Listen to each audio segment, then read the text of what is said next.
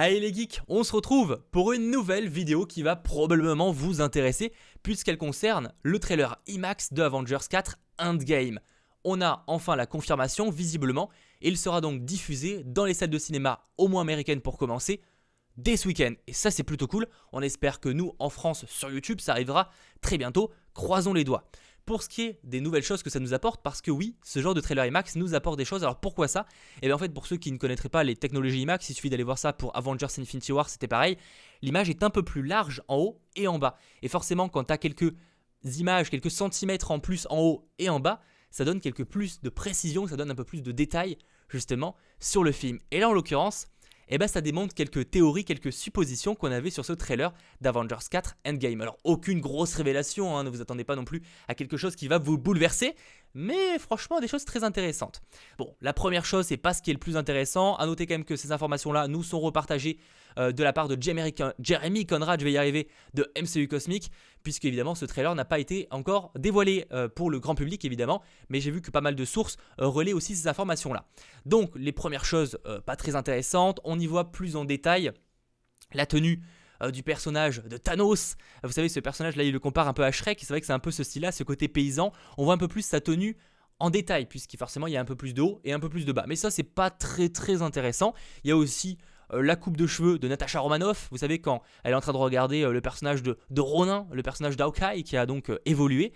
Et là voilà, on a visiblement qu'elle porte une queue de cheval, ce qu'on ne pensait pas franchement avec le peu d'images qu'on avait.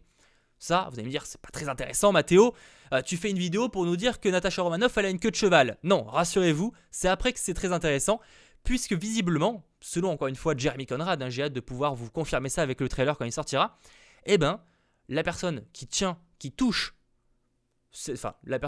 une autre personne dans un vaisseau visiblement, c'est bel et bien Nebula qui touche donc Tony Stark. Pourquoi je dis ça?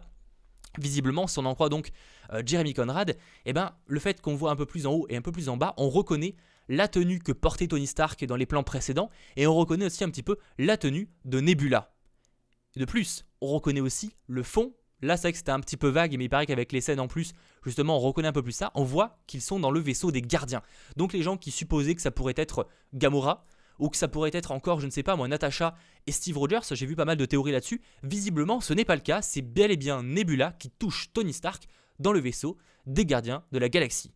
Et ça, c'est plutôt cool, ça enlève pas mal de théories, on aurait pu croire que c'était pas le cas. Alors on verra évidemment si c'est une fausse scène, une scène qui existe vraiment, ou c'était juste pour nous tromper.